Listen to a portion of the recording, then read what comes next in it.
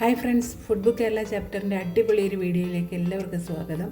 അപ്പോൾ ഇന്ന് ഒരു തക്കാളിയും ഒരു സവോള ഉണ്ടെങ്കിൽ അടിപൊളി ഒരു കറി ഉണ്ടാക്കാം കേട്ടോ. അത് ചോറിനാണെങ്കിലും ചപ്പാത്തിക്കാണെങ്കിലും അപ്പത്തിനാണെങ്കിലും നല്ല അടിപൊളി ഒരു ടേസ്റ്റി ആയിട്ടുള്ളൊരു കറി ഉണ്ടാക്കാം കേട്ടോ. അപ്പോൾ അതെങ്ങനെയാണെന്ന് നമുക്ക് നോക്കിയാലോ. ഞാനൊരു ചട്ടി അടുപ്പത്ത് വെച്ചു.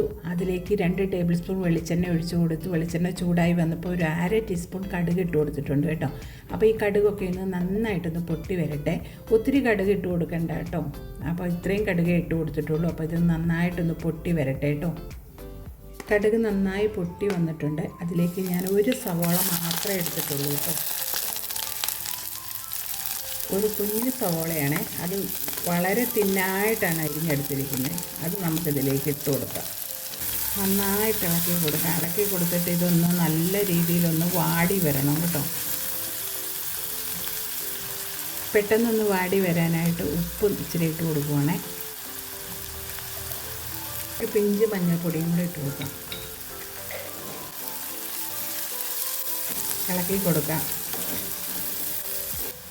2 വെളുത്തുള്ളിയും ഒരു ചെറിയ കഷ്ണം ഇഞ്ചിയും കൂടെ കുത്തി അരിഞ്ഞതാണ്, അതുകൂടെ ചേർത്ത് കൊടുക്കാം.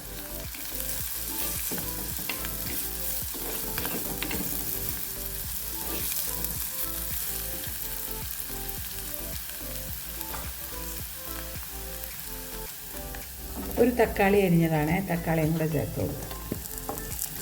ഒരു സവാളയും ഒരു തക്കാളിയും മാത്രമേ എടുത്തിട്ടുള്ളൂ കേട്ടോ. ഒരു 2 കറിവേപ്പിലയും കൂടെ ചേർത്ത് കൊടുക്കാം.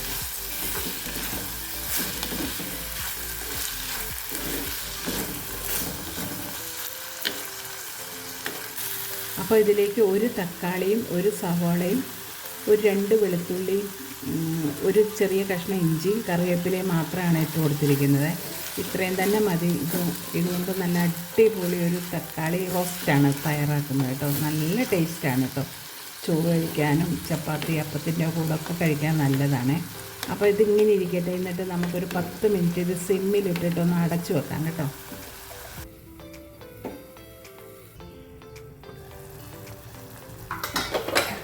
അപ്പോൾ ഇത് നമ്മുടെ തക്കാളിയൊക്കെ നല്ല സൂപ്പറായിട്ട് വെന്തിട്ടുണ്ട് കേട്ടോ.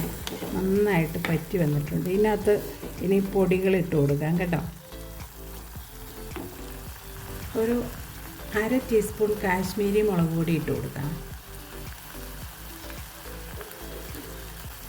1/2 ടീസ്പൂൺ എരിവുള്ള മുളക് പൊടി ചേർത്ത് കൊടുക്കാം. 1/2 ടേബിൾ സ്പൂൺ മല്ലിപ്പൊടി ചേർത്ത് കൊടുക്കാം കേട്ടോ.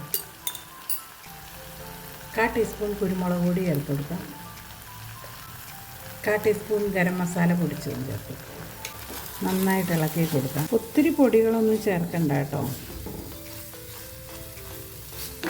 ഒരു 2 ടീസ്പൂൺ വെള്ളം ഒഴിച്ച് കൊടുക്കാം.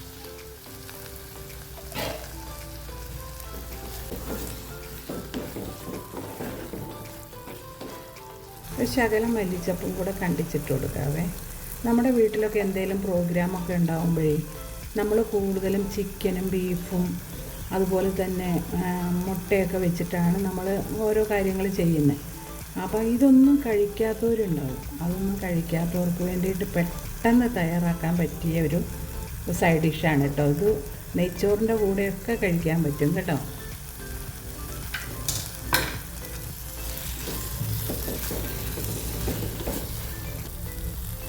അപ്പോൾ ഇത് കണ്ടോ, അടിപൊളി ഒരു തക്കാളി റോസ്റ്റാണ്. അപ്പോൾ ഇത് അടിപൊളി ഒരു തക്കാളി റോസ്റ്റാണ്. നല്ല ടേസ്റ്റാണ് കഴിക്കാനായിട്ട്. അപ്പോൾ നിങ്ങൾ ചെയ്ത് നോക്കുക. വീട്ടിലെന്തെങ്കിലുമൊക്കെ പ്രോഗ്രാമോ ഉണ്ടാകുന്ന സമയത്ത് ഈ ബീഫും ചിക്കനും മുട്ടയൊന്നും കഴിക്കാത്തവർക്ക് വേണ്ടി എട്ടിപ്പിടിയിൽ തയ്യാറാക്കാൻ പറ്റിയ നല്ലൊരു സൈഡ് ഡിഷാണ് കേട്ടോ. അപ്പോൾ ഇത് അപ്പത്തിൻ്റെ കൂടെയും പൊറോട്ടയുടെ കൂടെയും ചപ്പാത്തിയുടെ കൂടെയൊക്കെ കഴിക്കാൻ പറ്റും. പിന്നെ ഗീ റൈസിൻ്റെ കൂടെ സൈഡ് ഡിഷായിട്ടൊക്കെ കഴിക്കാൻ പറ്റും കേട്ടോ. അപ്പോൾ നിങ്ങളും ചെയ്ത് നോക്കുക. വീഡിയോ കണ്ട് ഇഷ്ടപ്പെടുവാണെങ്കിൽ ലൈക്ക് ചെയ്യാനും കമൻറ്റ് ചെയ്യാനും സബ്സ്ക്രൈബ് ചെയ്യാനും മറക്കണ്ട. അടുത്ത വീഡിയോയുമായിട്ട് ഉടനെ വരും. Thank you.